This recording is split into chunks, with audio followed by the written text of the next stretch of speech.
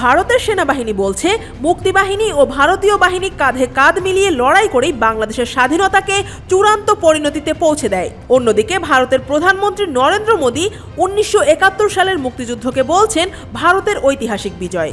বাংলাদেশের মহান বিজয় দিবস উপলক্ষে ভারতের প্রধানমন্ত্রীর দেওয়া এই শুভেচ্ছা বার্তা নতুন করে বিতর্কের জন্ম দিয়েছে আন্তর্জাতিক রাজনৈতিক অঙ্গনে।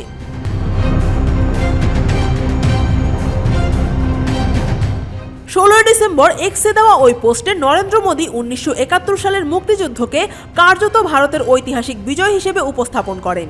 তিনি লেখেন, বিজয় দিবসে আমরা সেই সাহসী সেনাদের স্মরণ করছি যাদের সাহসিকতা ও আত্মত্যাগ 1971 সালে ভারতের এক ঐতিহাসিক বিজয় নিশ্চিত করেছিল।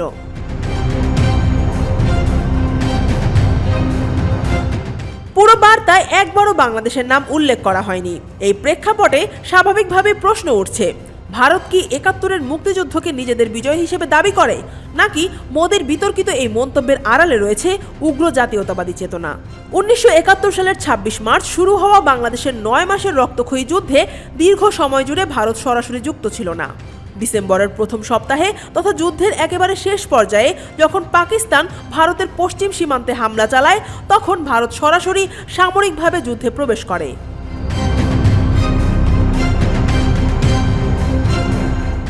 তবে ভারতের রাষ্ট্রীয় সাহিত্য চর্চা ও সামরিক নথিতে ডিসেম্বরের সেই সময়টুকু ইন্দো পাক যুদ্ধ 1971 নামে পরিচিত। এর ফলে ভারতের পাঠ্যপুস্তক, রাজনৈতিক বক্তব্য এবং সামাজিক যোগাযোগ মাধ্যমে যুদ্ধটি অনেক সময় ভারত ও পাকিস্তানের মধ্যকার সংঘাত হিসেবে উপস্থাপিত হয়। এতে ভারতের ইতিহাসে বাংলাদেশের মুক্তিযুদ্ধ এবং মুক্তিবাহিনীর 9 মাসের আত্মত্যাগ ধীরে ধীরে পেছনে পড়ে যায়।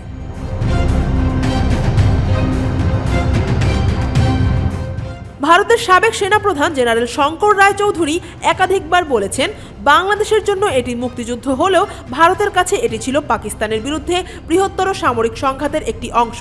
কিন্তু বাংলাদেশি মুক্তিযোদ্ধা ও ইতিহাসবিদদের মতে এই ব্যাখ্যা 71-এর ইতিহাসকে খণ্ডিত করে এবং মুক্তিযুদ্ধের মূল চালিকা শক্তিকে আড়াল করে দেয়। তবে মোদির বক্তব্যের সঙ্গে ভারতীয় সেনাবাহিনীর অবস্থানের স্পষ্ট পার্থক্য দেখা যায়। বিজয় দিবস উপলক্ষে দেওয়া এক পোস্টে ভারতীয় সেনাবাহিনী মুক্তিযোদ্ধাদের ভূমিকা স্বীকার করে জানায়, মুক্তিবাহিনী ও ভারতীয় বাহিনী কাঁধে কাঁধ মিলিয়ে লড়াই করেই বাংলাদেশের স্বাধীনতাকে চূড়ান্ত পরিণতিতে পৌঁছে দেয়। ওই বার্তায় নতুন রাষ্ট্র বাংলাদেশ জন্ম নেওয়ার কথাও উল্লেখ করা হয়।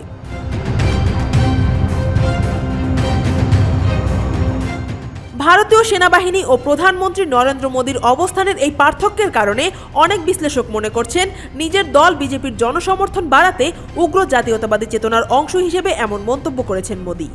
16 ডিসেম্বর বাংলাদেশের মানুষের কাছে এক বিশেষ গৌরবময় দিন। 30 লক্ষাধিক শহীদের রক্ত, 2 লক্ষাধিক নারীর সম্ভ্রম আর আপামর জনতার আত্মত্যাগ ও সংগ্রামের বিনিময়ে অর্জিত এই স্বাধীনতা বাংলাদেশের জনগণের নিজস্ব অর্জন। ভারতের সামরিক সহায়তা গুরুত্বপূর্ণ হলেও মুক্তিযুদ্ধের কেন্দ্রবিন্দু ছিল বাংলাদেশের মানুষ। সেই বাস্তবতাকে উপেক্ষা করে 71-এর যুদ্ধকে কেবল ভারতের বিজয় হিসেবে তুলে ধরা হলে তা হবে ইতিহাসের প্রতি চরম অন্যায় এবং ভবিষ্যৎ প্রজন্মের জন্য বিভ্রান্তিকর বিকৃত বার্তা। আফিয়া আক্তার, ঢাকা ওয়াচ।